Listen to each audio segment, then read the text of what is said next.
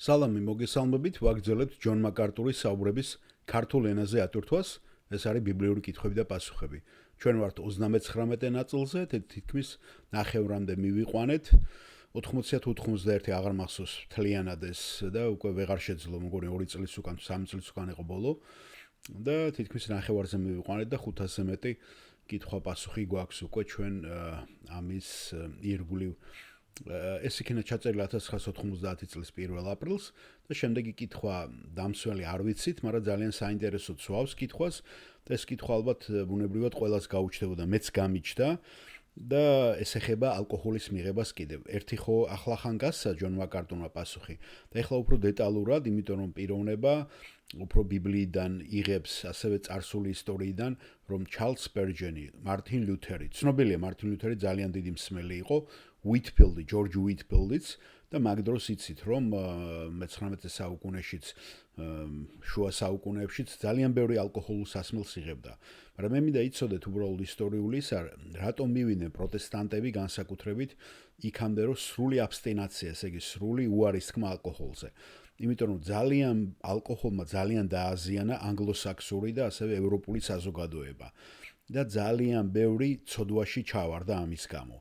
იმიტომ რომ ცხოვრება იყო ძალიან გაუსაძლისი, ასევე წყალი არა მარტო ბიბლიურ ეპოქაში, როცა ბატონი ჯონი იხსენებდა განზავებას, წყალი არ ისმეოდა, იცით რომ წყლისგან იყო ბევრი დაავადებები, შავი ჭირი, ასე შემდეგ და ბევრი ალკოჰოლს მირთმევდა, ლუდი, ესე იგი ჩრდილო ქვეყნებში, სადაც ყურძენი ვერ ხარობდა, მაგრამ გერმანიაში ხარობდა ყურძენი გარკვეულწილად და სამხრეთებში მით უმეტეს კათოლიკები და ისინი ძალიან ბევრი, იცით რომ ბერებიც, მონაზვნებიც ეხლა ცნობილია ხო პავლანერი და არის ბრენდები, რომლებსაც ბერებს გამოყავდათ ეს ლუდიც და ღვინოც.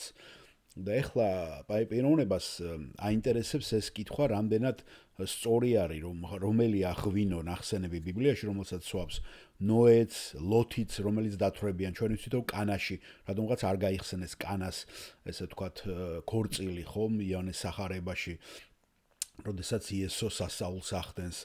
ხო და ეს ბუნებრივია ეს კითხები გაგიჩნდება, მაგრამ ჩვენ უნდა ვიცოდეთ ჯონ მაკარტური რომელ გარემოში გაიზარდა და მისი მრევლიც ძირითადად როგორი არის და ის სრულ აბსტინაციას იმაშება თვითონ, მაგრამ არანაირად მე მოვისვენეთ კიდე მოგვიანებით, ეს არის 90 წელი და მე მოგვიანებით კიდე მოვისვენე ბატონ ჯონის შეხედულება, რომ მე გადავაფასეო ბევრი რაღაცა ღვინოსთან დასალევად. თვითონ კი არ შეცვალა ეს. არა, უბრალოდ ადამიანებს მე აღარ უდგებოდიო ესა და ძალიან კრიტიკული არ ვიყავიო და აქაც კითხვას დაუსვენ. ამიტომ ჩვენ ვიცოდეთ, ვისთანა გვაქვს საქმე და შეიძლება ბევრი ქართული მსმენელი არ იცნობს, რომ ქართული კულტურა ჩვენი სხვანაირი კულტურა იყო და კულტურაც არის ამაზე ხომ განსხვავებული. მე 5 წელი იყო, არ ვიცი, ალბათ შეიძლება უფრო პატარაც პირველად ჭურის თავზე მეზობელმა მცხეთაში რომ წითელი ღვინო გამასინჯა და მე რასაც ვხედავდი ირგვლივ, ხო, ეს იყო დიდი კულტურა.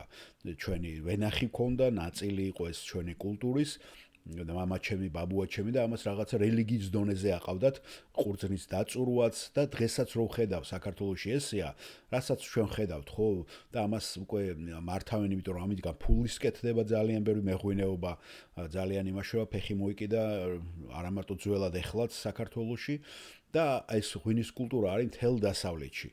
მაგრამ ქრისტიანისთვის რომელი უფრო სწორი არის, რომელი უფრო უპრიანია, ეს არის საკითხავი. განსაკუთრებით ახლა ასაკში რო შედის ადამიანი, მისთვის საერთოდ ისედაც, მოდი ვთქვათ, ალკოჰოლის სასმელები, ხო, დღეობით არ არის ნატურალური და ძალიან ბევრი ქიმიებია, ბევრი რაღაცა ვაზებს მოყვანას ქიმია ჭირდება და ყველაფერი და ეს საბოლოო ჯამში შეიძლება ღვინის გარეშე და ალკოჰოლის გარეშე სრულიად ჯანმრთელად და სრულიად კარგად ვიყოთ. ამიტომ რატო უნდა გარისკოს ადამიანმა, როცა მიდრეკილება შეიძლება დაუშვათ ზოგი ამბობს, რომ მე ცოტა სავსვავ, შემიძლია ცოტა დავლიო. მე არ მინახია პიროვნება, რომ ცოტა სვავდეს და უფრო მეტისკენ არ ილტყოდეს და იაპონელების გამოთქვაც აქვს. ხომ იცით, ერთი ჭიქა, მეორე ჭიქა, მესამე ჭიქა რას იწვევს.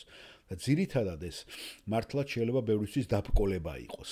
აქედან მეც ძალიან მეთანხმები ჯონ მაკარტურს, რომ შეიძლება ამის გარეშე ყოფნა ხო და არჩევანი გვაქვს ჩვენ იმდენი ხო გინდა გამაგრებელი სასმელების ყველაფრის და იმ კულტურაში სხვანაირი იყო მე აი ვიხრები ჯონ მაკარტურის შეხედულებისკენ რომ იცოდეთ განსაკუთრებით ასაკში რო შედის ადამიანი და არაფრის მომცემი ეს არ არის მადასაც ხსნის კალორიებიც მეტია და საერთოდ ზედმეტად მიმაჩნია მე, იმიტომ რომ შეიძლება სიხარულით ძალიან კარგად რელაქსაციას გააკეთო ადამიანი, თუნდაც მუსიკის მოსმენით, თუნდაც გარეთ სიარულით ან სხვა საშუალებებით, ვიდრე ალკოჰოლს მიეცა და ალკოჰოლს იმას აქნა.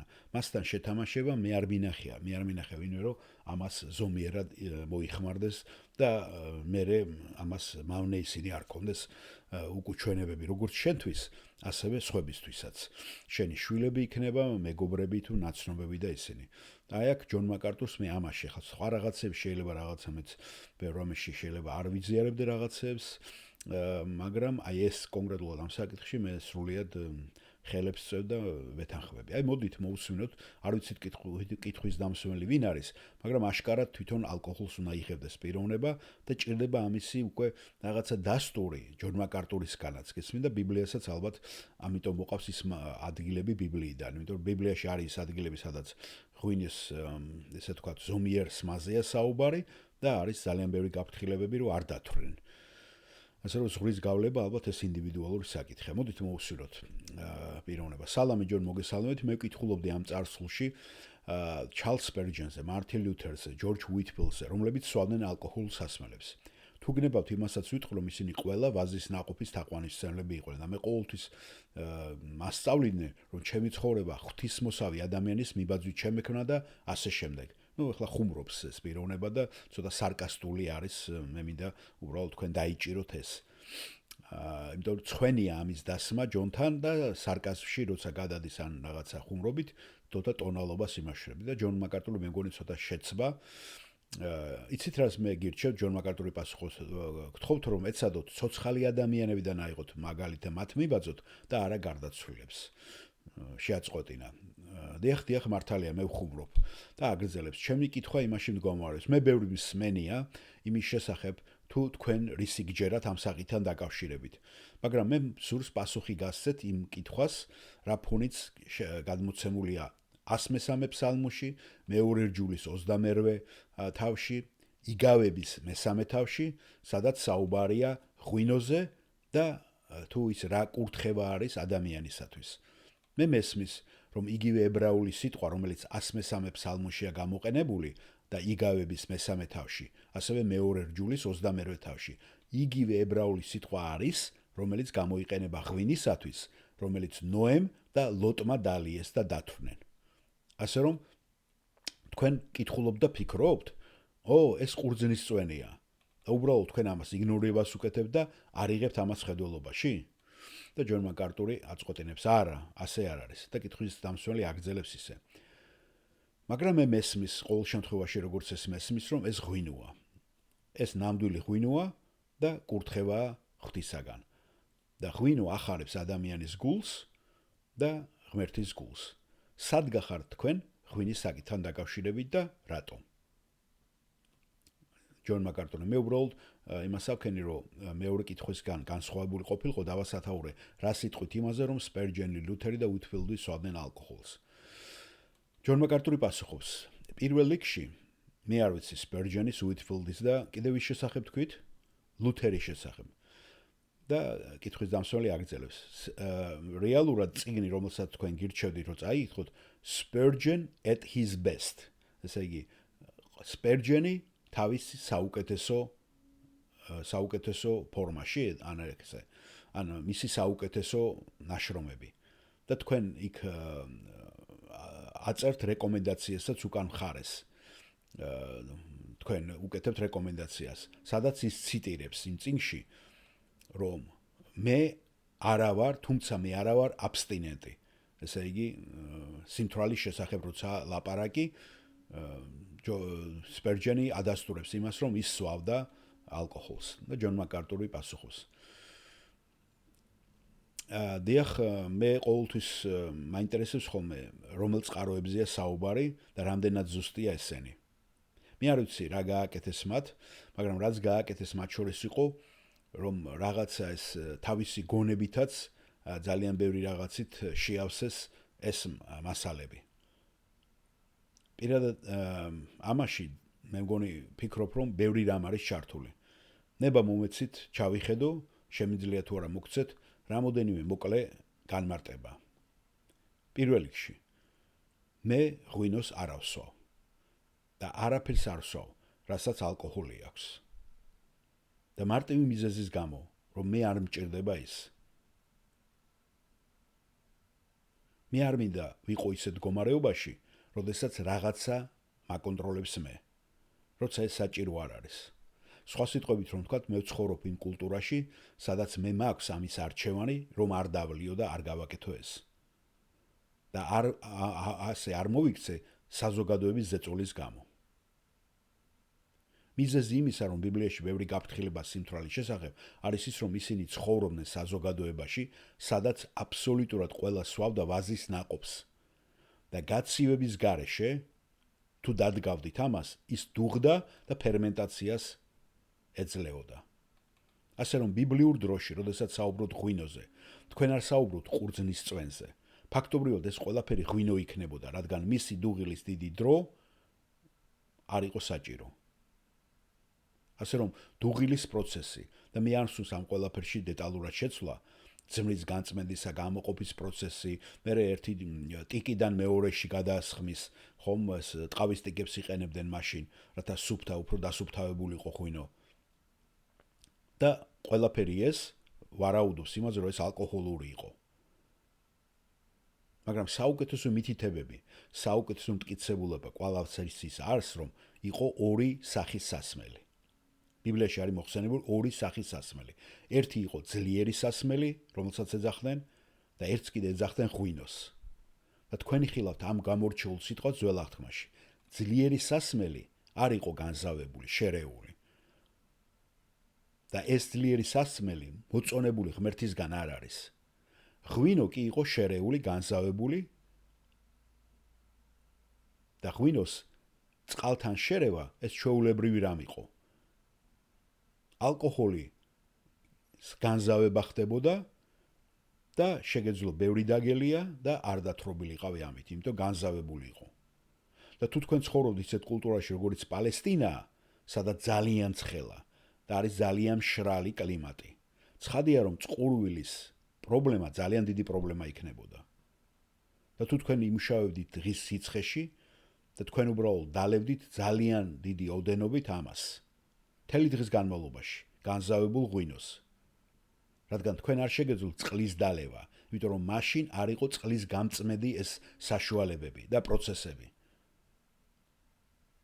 და როგორც წესი, ის წყლები გამოყენებული იყო კანალიზაციისთვისაც და აქედან გამომდინარე წყალს მარტო ვერ დალებდი.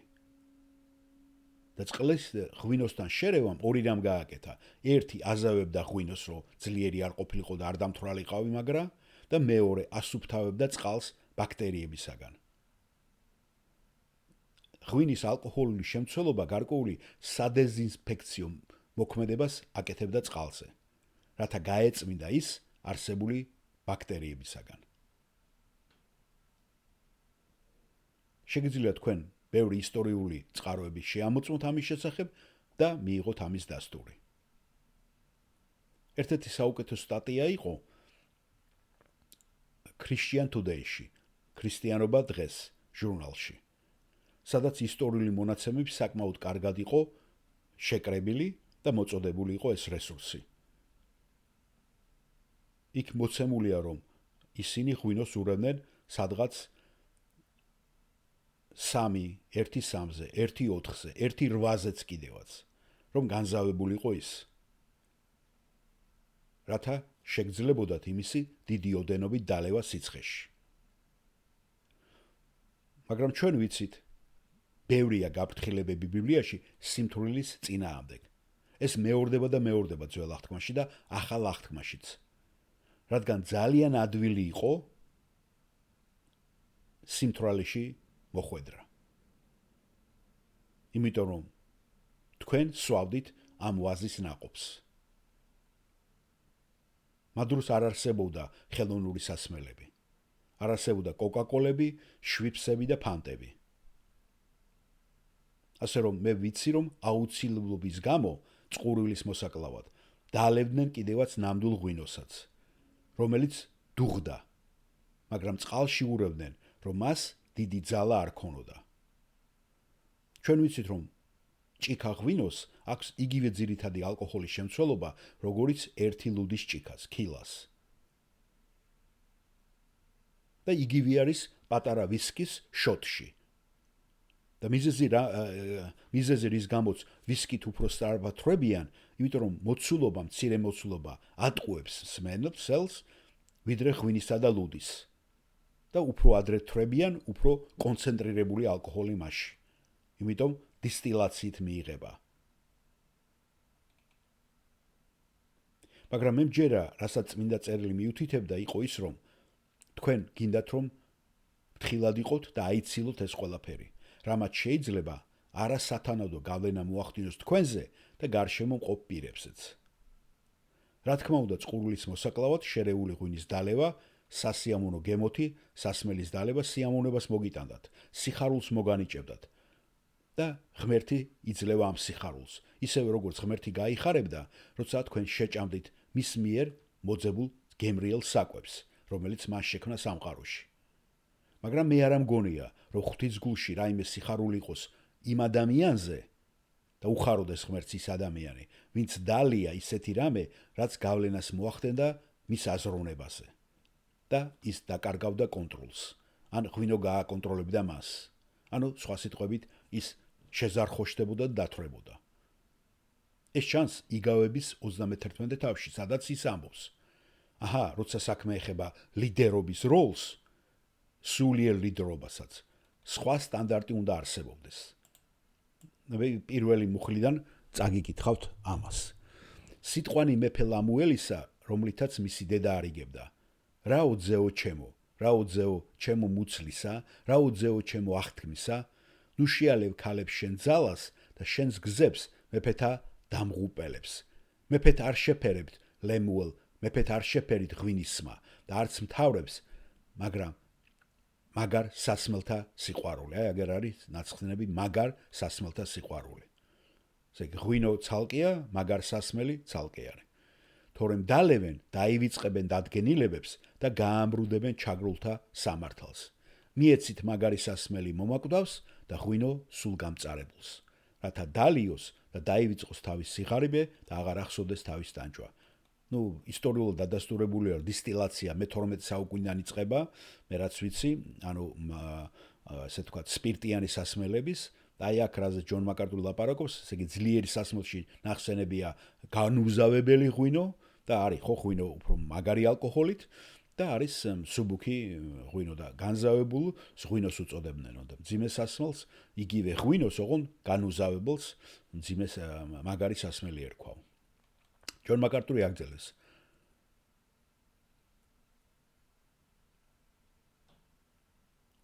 ესე იგი, აქედან ჩვენ ვასკვნით, რომ ღმერთი ამბობს, რომ მცირეოდენი სიხარული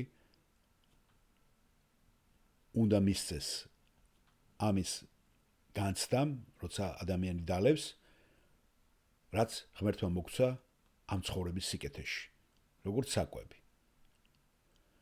და როცა ახალ აღთქმაზე მიდიხართ, გახსოვთ ხომ იქ როგორ არის დარიგება უხუცესებზე, დიაკონებზე, ეპისკოპოსებზე, ლიდერებზე, რომელიც უნდა იყოს განშორებული და ღვინოზე არ უნდა იყოს დამოკიდებული.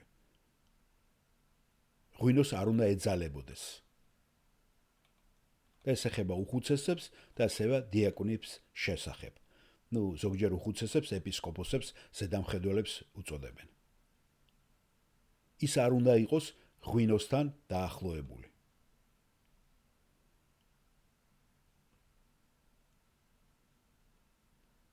იმიტომ რომ სულიერი ლიდერობის თანამდებობაზე ძალიან ადვილი იქნება, თუ ადამიანი ამას მიეცემა, რომ მისი განჟა იქნება გამრუდებული. ასევე ის არ იქნება სამაგალითო იმ ადამიანებისთვის, ვისთვისაც ის ავტორიტეტია. ასე რომ ფიქრობ, რომ ღმერთმა იცოდა ამის საშიშროება, წყალთან შერევის სისტემამ კი იზრუნა ამ საფრთხეზე. ჩვენ ცხოვრობთ ისეთ დროში, როდესაც ღვინო დღეს არ არის შერეული, განზავებული და მას ადვილად შეუძლია ჩვენი აზროვნებისა და განჯის არევა. ასე რომ მე არ მინდა მონაწილეობა მიიღო ისეთ რამეში, რაც მე ამას გამაკეთებინებს. გარდა ამისა, ჩვენ გვახსენდება რომაელთა წერილის მე-14 თავის მე-15 პრინციპები, მე-14 თავის პრინციპები, არ მინდა ჩემ ცხოვრებაში ისეთი რამ გავაკეთო, რაც სხვებს დააბრკოლებს. დაბრკოლება დაუდო ჩემს უმწეო ძმებს.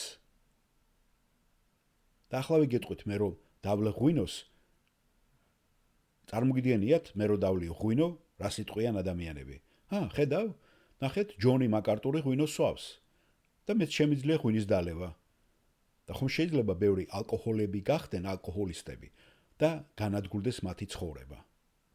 მე არ მინდა ასეთი ნიმუშის და ეტალონი ვიყო და ეს ტრადიცია დავამკვიდრო სხვებისათვის. ასე რომ მე ვფიქრობ იმ პოზიციიდან, რომ დავწუნდეთ თქვენ არ დააყენებთ იმ შაბლონს, რომელსაც სხვები მიხვებიან და არ დაბრკოლდებიან, რომ მეც ამიტომ თავს ვიკავებ. ასე რომ ეს არის ჩემი საკუთარი პოზიცია. ცოტა ხნის წინ ვიღაცამ ამ ქვეყნის რომელიმე დაწესებულებში თურმე განუცხადა სტუდენტებს, რომ ჯონ მაკარტური არ სვავს, მაგრამ მისი ბევრი თანამშრომელი სვავსო. ვიღაცამ ეს ჭორი გაავრცელა. და მე ვიცი, რომ ბევრი პასტორი აკეთებს ამას. მე უბრალოდ დაგიდასტურებ, რომ არც ერთი ჩვენი პასტორი ან უხუცესი არ აკეთებს ამას. ჩვენ ერთობლივად ვიღებთ იგივე პოზიციას ალკოჰოლთან დაკავშირებით. ასე რომ თუ ვინმეს ეს აინტერესებს, მე ვადასტურებ, რომ ეს ასეა. ასე რომ იმედი მაქვს, ეს გარკვეულწილად მოგცემთ ამაზე პასუხს. კარგით? და კითხვის დამსვენელი აგზელეს. მადლობა, გასაგებია, ასე რომ თქვენ ამას არ იტყვით? მე ვგულისხმობ იმას, თუ ვინმე ღვინოს სვავს, თქვენ არ იტყვით მასზე და თითს არ გაიშვერთ მასზე? მაგალითად, თუ ისინი ზომიერად სვავენ, თქვენ არ გაიშვირთ თვითს და არ ეტყვით, რომ ეს პიროვნება ცოდვაშია? ასეა ხომ? ჯონ მაკარტური პასუხა: ხო, აი მარტო ხოთი შემოიფარგლა და კითხვის დამსვენელი აგრძელებს. მე იმას გულისხმობ, რომ ის რეალურად იყო განზავებული. გულისხმობ, რომ მასში მაინც იყო ალკოჰოლი, ხომ, რასაც სვავდნენ. ასე რომ ცხადია ვერ იტყვი ადამიანზე, რომელიც გარკვეულწილად რაღაც ალკოჰოლს იღებს, რომ ის ცოდვას შადის. იმიტომ რომ მათ ეს წარსულშიც გააკეთეს. თუ ისინი ამას აკეთებდნენ ზომიერად, მაშინ ეს არ იქნებოდა? და ჯონ მაკარტური: მე ვფიქრობ, რომ არსებობს დამაჯერებელი მიზეზები, რომ არ გავაკეთოთ ესეც კი. მე არ ვიტყოდი, რომ თუ ადამიანმა ცოტა ღვინო დალია, რომ მან ცოდვა ჩაიდინა. თუ ის სხვას ცოდვაში არ უბიძგებს. დიახ, აი მის ცოდნა, რომ ვინმე ამას დაინახავდა, სულიერად დაბრკოლდებოდა. გასაგებია, ჯონ. მაგრამ მე ვფიქრობ, დისკრეციის უდიდესი ნაწილი და საერთოდ უარის თქმა და თავშეკავება ალკოჰოლისაგან, მე მგონი ეს უმჯობესია. გასაგებია, დიახ, გასაგებია. ეს არის უკეთესი განსჯა და უკეთესი გამოსავალი ამასთან დაკავშირებით. კარგით? დიახ, გმადლობთ. თქვენს გმადლობთ, კარგი კითხვა იყო.